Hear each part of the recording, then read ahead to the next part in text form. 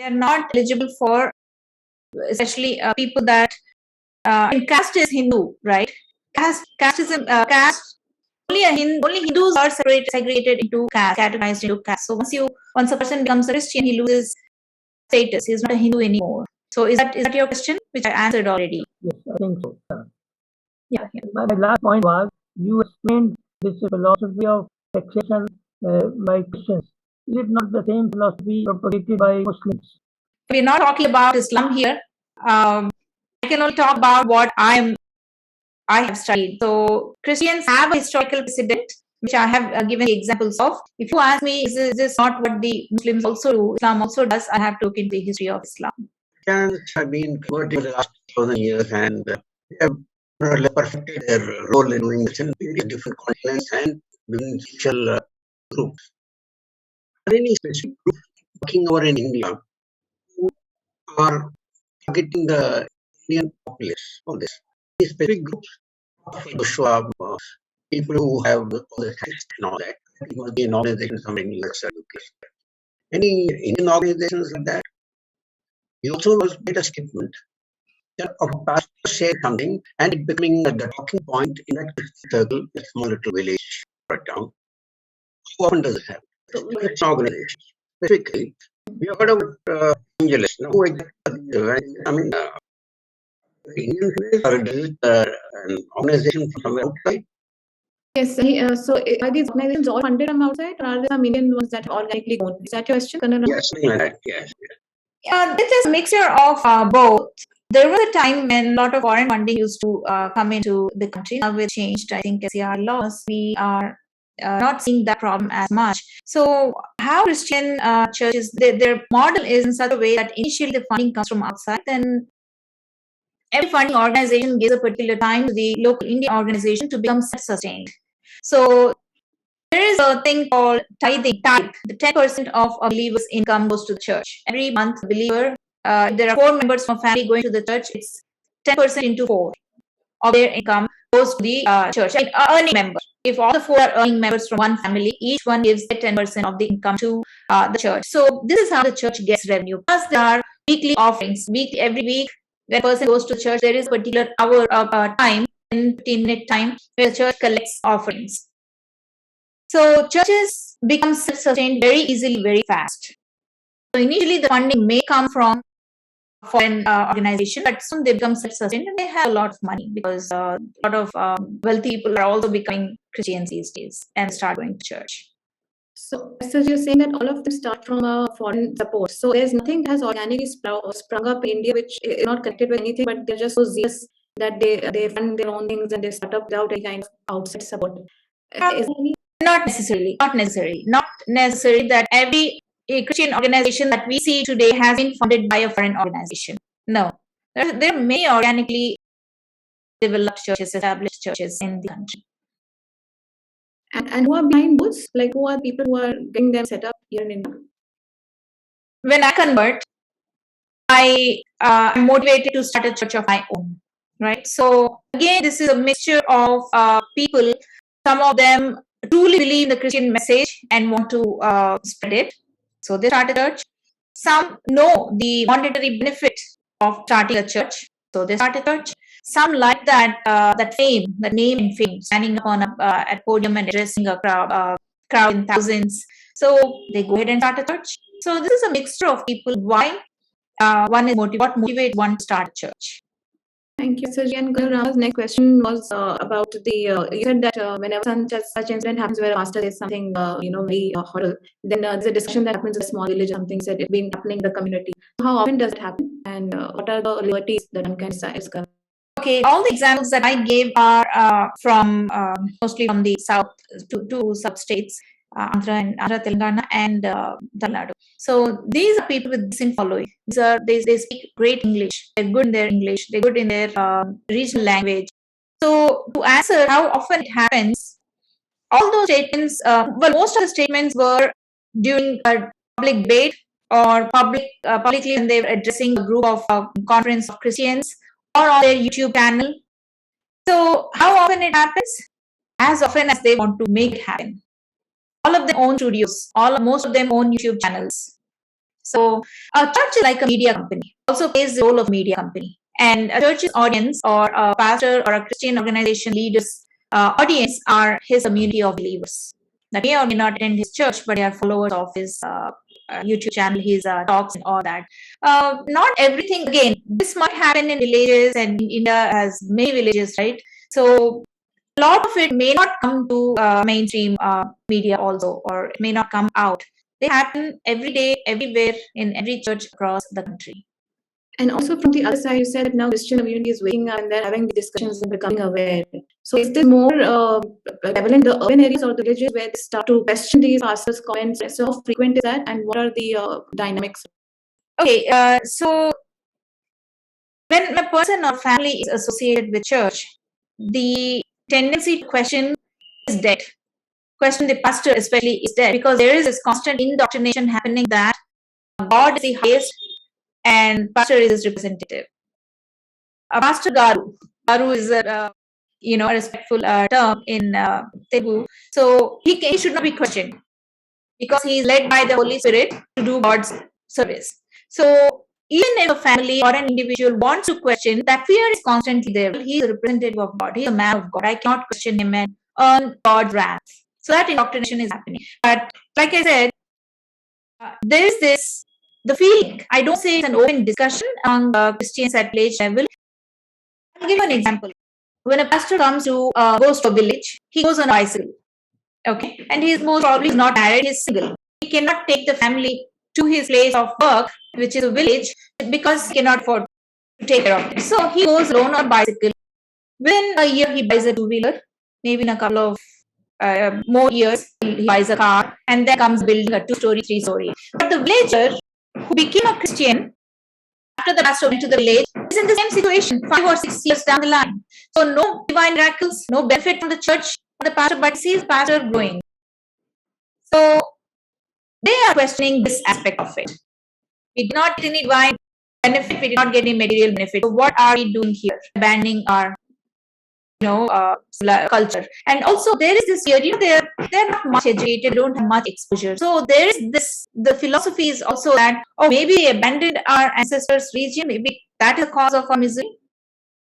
So all these things, different a combination of a variety of things working on psychology of the convert at the rural level is what is actually making them come back. But then again, they won't come back on their own. There has work has to be done. Somebody needs to go sit with them, talk to them, and work with them. Like I said, you have to go and say that we are there for you. Not all is lost. You can still come back. Until that happens, they are not going to come back. Esther, isn't there a converse to this? Like, I mean, converse and a counter view to it. Like, they probably might think that we are not as pious as the pastor, and there's something that's lacking, and we have to become like him. We probably God will be showering their blessings on us. I mean, I'm just saying a devil's advocate. Yes, I understand. So the believer thinks that maybe because he or she is not as pious as a pastor, okay, that doesn't come much.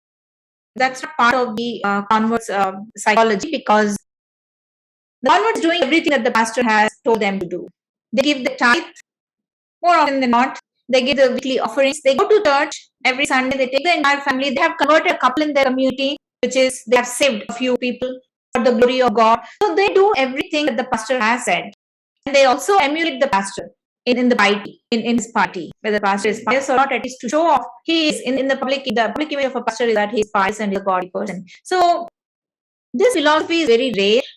This psychology, this thinking is very rare in the community. But maybe there is a percentage who also thinks like this. I cannot rule that out. But this kind of thinking that maybe वापस जाना है, घर वापस जाना है, that kind of feeling comes after much speculation, after a long process, a thought process, after several discussions or introspection and all that. So maybe that is also a part of the thinking. Maybe we're not. I'm not as pious as him. That's God is not looking the way that He should.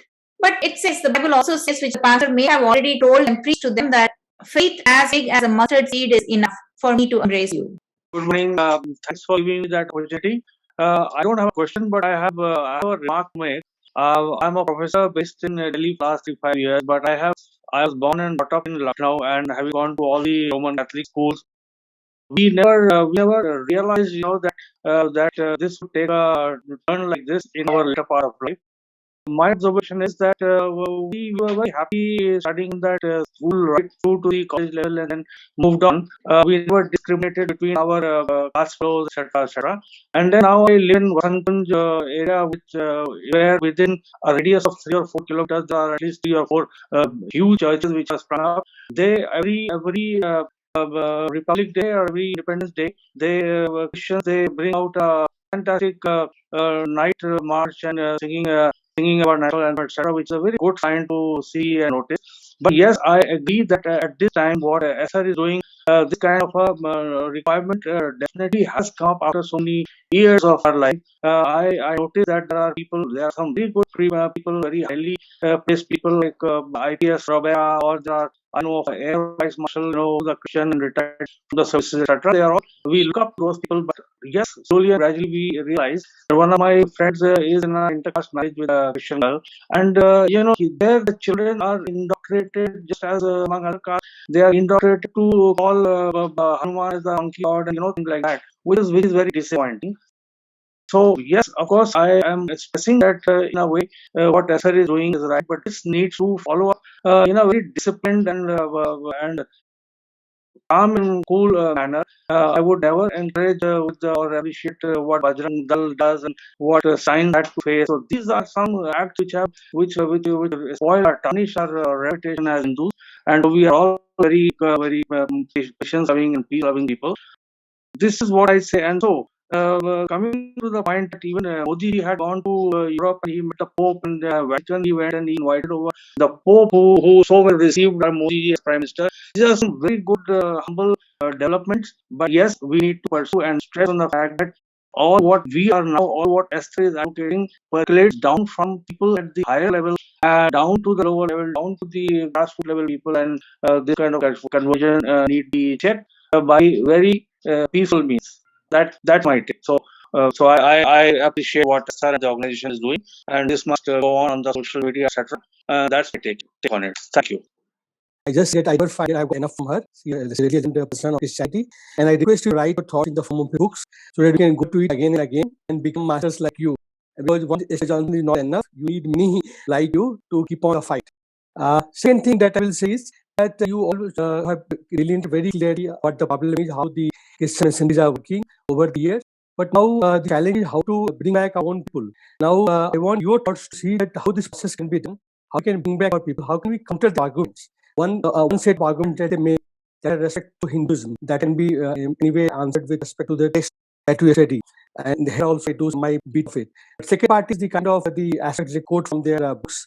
How we can counter them, how we can counter their argument, and how can we bring back our people? That's a challenge. What is your solution for that? First of all, thanks for the kind words you said. Yes, the book will happen soon. I'm trying to put together more than one book. You said what the solution is yourself. Bringing them back is the solution. But how do you bring them back? Just for what they do, door to door. The only way you can talk to a person is by talking to a person. So no matter how many videos like this go, how many books get published, ultimately it's the person at the rural level that is the victim. So a rural person doesn't have the time or the wherewithal to sit in front of a video and watch it till the end. And this work is for a different purpose. But if you want to bring back the guy in the rural area, you have to go to the rural area. And my favorite line to express that is get your hands dirty. The only way to bring them back is when you get your hands dirty, when you go to the rural area. If you know of any organization working at the grassroots level, get in touch with them. Do whatever you can. Your time, your skill, your money, whatever you have. Or your social media following also can help them. Promote them. Get funds for them. Collect funds for them. So that is one way of doing it. And you said, yes, it is a multi-pronged approach. One is to say why X is not good and has to be abandoned. The other thing is to say why Y is good and has to be embraced. So now most of us are well equipped to say why Y is good and has to be embraced. But most of us do not know how to say that X is not good and it has to be abandoned. So that is where the problem lies. The solution to that is there is a ton of information published online.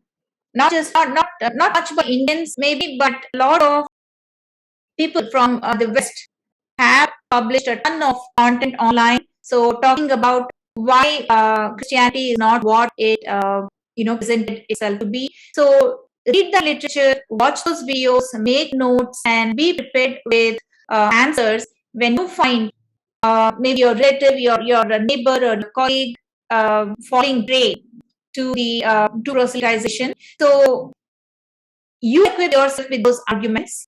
There are typically 2 or 3 arguments that you need to get equipped with. Like Jesus is the only way to salvation. Idol worshipping is not good. I have made myself videos on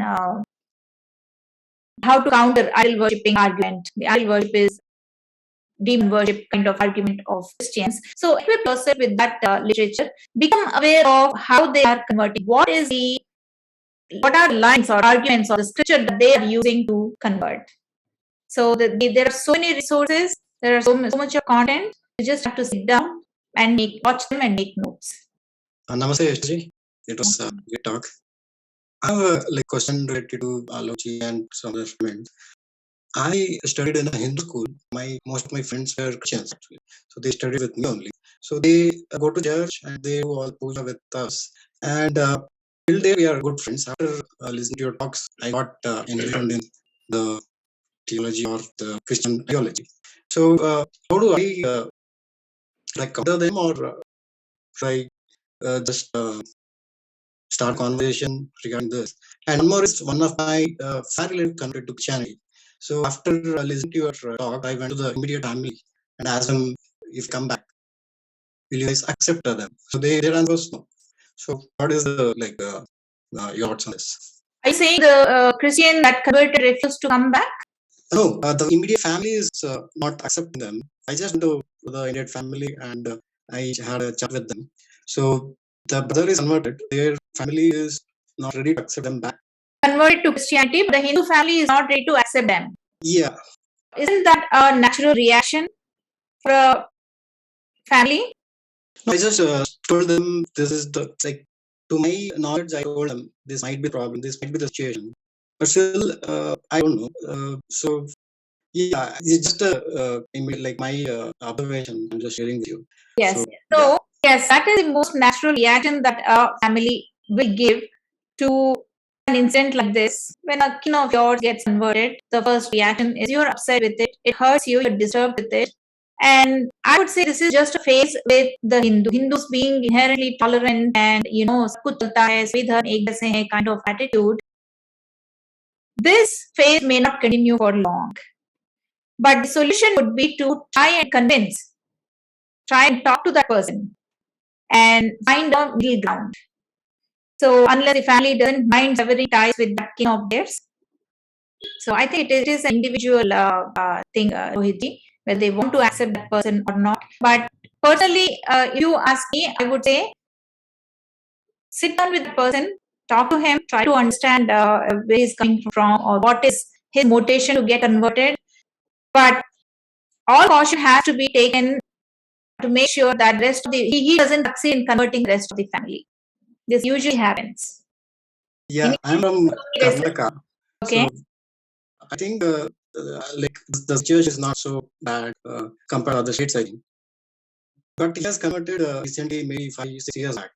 So I knew that, but I was okay with that because I knew most of the friends around me. So that was the situation. So because of the social media, we are getting away. Exactly. That's another thing. The Hindu family would not have reacted like this if all this information was not there on social media about Christianity today. His first question was Esther ji that he has studied in a Hindu school and not a convent school, and he had a lot of Christian friends studying there. And since he's got to know about all these things about Christianity, he wants to start a conversation with them. And how does he go about it in order to bring them to this? You can start the conversation, but don't start it before you are well equipped with how to counter their arguments. In a typical scenario, you should be in a position where you have to shut your mouth when they counter argue. So if they have called Hanuman the monkey god, you would be able to tell why that is not the right word and what is the right word to refer to Hanumanji. That is one aspect. The other thing is when they are confidently telling that Jesus is the only way to salvation, you should be in a position to say why Jesus cannot be the only way to salvation. So you understand the two aspects? Like I was talking about Y and X. You should be able to tell why the X that they have embraced has to be abandoned. At the same time, you should say why the Y that they have rejected is actually the correct thing to embrace. My question was, they are okay to do puja. Like we were doing Saraswati puja and all. We do Ganesha puja in our home. They come do puja, but they still go to church. How long back was this? Maybe 5-6 years back. Still, we are friends. He knows all the Ramayana and all the stories. So we discuss on that. But still, he goes to church. Okay, so the Christians are different kinds, Rohitji. In the context in which we are speaking, I will divide them into two. So there is a very conservative, Bible believing, Jesus is the only true God kind of believing Christian, and then there's a liberal Christian, just like a liberal Hindu. सब कुछ चलता है, सब धर्म एक है, क्या फर्क पड़ता है? So this liberal Christian doesn't mind going to Hindu friends' festivals, but the conservative Christian would never step into a puja or eat the prasad. So maybe your friends belong to that liberal category of Christians, but just because a person is going to church, it doesn't make him a conservative Christian. Church is more like a social club, you know. Church is a habit of Christian. Every Sunday or whatever day that particular denomination goes to church on, it's just a habit. So maybe your friends belong to that liberal category of Christians. When you walk against the country, it is reason anyway. So I think we Hindus, you're right. No, we have tolerated so much. Our attitude is what has given rise to all this convergence and rising popularity of Christianity. Another thing I want to ask is, what is it about Christianity that it has had so much mass appeal? You know what I mean? Is that Sanatan Dharma is so perfect and so much logic and good teachings. We have not been able to carry this message to the world. The world has lacked up Christianity. Of course, Muslims, they have converted forcibly, but I mean voluntarily. There was this joke about Africa. They said the missionaries came with the Bible and Africans had all the resources. And when they left, they had all the resources and Africans were stuck with the Bible. But it's true, they say Jesus will save you. And I don't know what is the belief, because I'm sorry to say, but Jesus could not even save himself from crucifixion. So how this religion got so much mass appeal in the whole world? Why we don't have that? That's what I want to know. Because Hinduism does not, Sanatana Dharma does not believe in, it's a self-discovery, it's a self-learning, self-realization kind of philosophy, like Sanatana Dharma, whereas Christianity and Islam, especially Christianity, it's a theological mandate for every Christian to go out and talk about Christianity and convert people. Eventually, Jesus has said that himself in the Bible, go out and make disciples, go out and convert people. But so it is with that here. I mean, we don't know who wrote that. It could be that the people that have invented Christianity themselves wrote that particular aspect. But if you look at it as a religious scripture, it is a religious mandate. There is no such mandate for Hinduism. It's an individual journey. Yeah, I know that. Yes, but you see, that time it was a very primitive and barbaric world. If you recollect, and Muhammad was also born. It was very, very like that's what they say. So okay, to bring some discipline and order, they did not obviously know about Sanatana Dharma. Otherwise, they wouldn't. I don't know why, but I feel Jesus himself was crucified by the Romans. So how come the Romans stopped Christianity? That's one thing I never understand. Okay, there are two aspects to it. Whether it was written just like that without no history behind it, or did it really happen like that? So if let's take for argument sake, let's say it really happened like that, like how the Bible says it did. So the Bible says that because the Jews demanded that Jesus be crucified, because Jesus was this guy who came onto the scene all of a sudden out of nowhere, and he says that this is a new covenant, or this is a new testament that I'm giving you. The Old Testament is gone. So he was actually challenging the Jewish beliefs. So Jews wanted him killed. The Romans simply executed the demand from the majority. It was a Greco-Roman world with a lot of population from Jewish community. So the Jews were a good majority. So the Bible says that, and even Christian history today says that the Jews demanded the Roman church simply, not Roman church, the Roman Empire simply executed that and fulfilled their demand. So that's what the narrative is. So how did Romans become Christian? So from the resurrection, assuming it is true, from the resurrection to the time Christianity became a big movement or a big region where there were a lot of people converted to Christianity, it was mid 4th century, 325 CE. When Constantine became the emperor, he saw that he wanted to consolidate his empire, which was fragmented on the basis of religion. So he wanted to consolidate his empire. He was pagan. He was a sun god worshipper to his dying day. But he made Christianity an official religion simply because he was a ambitious politician. So then he thought that the wise thing to do would be to make Christianity official religion, and that is when he could consolidate his empire. So, for political reasons, he made Christianity the official religion. Not that he embraced Christianity, but because there are a lot of converts, and as I said, when the numbers increase, they dictate state policy. Vote bank. That is what we call in simple terms. So the Christians were a vote bank back then. So he had to make Christianity the official religion. Esther, Namaste. Thank you so much for the session. I have watched a couple of her videos. I do find them very informative because I think when you speak not just as a person who has followed Christianity in the past, but if I'm not wrong, you're also a Christian apologist. I think that's how they pronounce it probably. Is it okay if I ask you a question a bit for history, maybe for my better understanding? If it's okay, because I'm not really sure that it is directly linked to today's topic. So if you're okay, I will proceed. Yeah, please go ahead and ask. Let me see if I can answer that. Sure. So essentially, there is a nice documentary. I can't vouch for the authenticity of it, which talks about who is this Jesus as a person and how this cut rose. When they talk about this family in Caesar's court, I think Flavian family. When they talk about Titus and his father, I think Vespasian or Vespa, something like that. Yeah, and they talk about this whole part when they started when the Roman emperor wanted people to accept the emperor also as a divinity along with their own god. So that no problem with polytheistic beliefs as long as the emperor is also worshipped. And then it talks about the whole Messiah movement which was happening, started by Jews, how it was quelled, and then when Vespasian ascended the throne, they probably wanted a story to tell people that now emperor is the main divinity. And hence the whole they talk about someone who traveled not probably Vespasian, his son, he ascended the throne. He tried to convince his courtiers and ability that his father was actually Jesus, or at least a prophet, and he is the son. Hence comes the father and son. And it talks about the fact that how if you go to the Josephus history and Bible side by side, you will find a lot of similarities. So you can see where they picked up material from. When you were trained to defend Christianity or its belief, were you ever thought about this part of how to defend when someone talks about this? Politics is all about defending Christian theology, defending the doctrines, defending the historicity. In fact, there is no question of defending the historicity. As a Christian, at least back when this was about 10, 11 years ago, when I was in school, there was, historicity was not a big debate. The debate on historicity of Jesus was limited to scholarly circles. So it was not out in the open. An individual sitting like we are sitting today, there was no discussion, there was no doubting ever that Jesus existed or did not exist. There was no doubt that he existed. So what we are trained is basically to defend why Jesus is the only way to salvation, why Bible is the God's word, why resurrection is a historical event. So Jesus' existence was never a question. Although we were given to read the literature where we talk about the historical events that the Bible talks about. So most of the defense is about the doctrines, about the theology, about how Genesis, the event, Adam and Eve event is true history. So this is what we are mostly taught. And whatever videos that we are watching about the history of Jesus, they are, I think, mostly about 6 or 7 years old, not more than that. I would be 5 or 6 years old.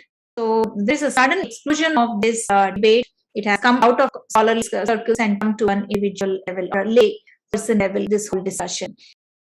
But to answer your question, were we taught to defend Jesus' historicity? It was never a doubt and not a straightforward defense. It was part of the defense on why the biblical events, the New Testament events are a history. So does that answer your question, Jasodaji? It does. Thank you. If we have time, is it okay to ask a follow-up question? If time permits. Okay. So today we had a couple of discussions on this forum itself where people came out and they said, when you look at the Christian conversion movement is happening in India today, it's very organic, which means these people look brown, so it is an India movement, and there is no outside influence. But then just because the coolies are Indian doesn't mean that thought is also, or at least the masters are also Indian. What are your thoughts on that? This was in the context of where the funding is coming from, or the conversion movement, no structure to it. Yes, so completely this whole conversion, that includes fund, that includes the strategy, that includes the chart that they have. You think it's completely organic, it's completely all India made, there is no outside influence, because that's what people are arguing nowadays. I think I answered this in part. It's a mixture of both. Especially with the FCRA rules change, like foreign funding, foreign contribution laws changed since then. I think it's becoming difficult for Christian organizations to secure funds from foreign organizations. But when this movement was growing, most probably in 80s, most of 90s also, I think 85 to 90% of the organizations were funded by foreign organizations. Small, big, medium, all sizes of foreign organizations funded small, big, medium churches in India. But now the latest scenario is most of them are homegrown. Most of the churches or Christian organizations, not every Christian organization, I mean, Christian organization doesn't always necessarily mean they run a church. Like these apologetics organizations, they are Bible colleges. So any Christian organization, we cannot say that every one of them is foreign funded. There are many that are grown by funds through funding from India. And a lot of wealthy people are Christians today. We have Agarwal Christians, we have, of course, Punjabi Christians, and even within Telugu community, we have wealthy communities like Reddys and Kammas becoming Christian. So Christians are wealthy today. It's not like they're all laborers or they're all from rural areas or economically backward communities. So the church has a lot of fund at home, I mean, in India itself. Actually, one last question from my end, since I want to understand a little better. So, when you say that Constantine, and when he embraced this as official religion, then I mean it's the same strategy just repeated everywhere, right? You go against the majority, which are Jews there, and you convert them into a new thing, and then it also takes over the political. So, the example is set here. You have the Hindus.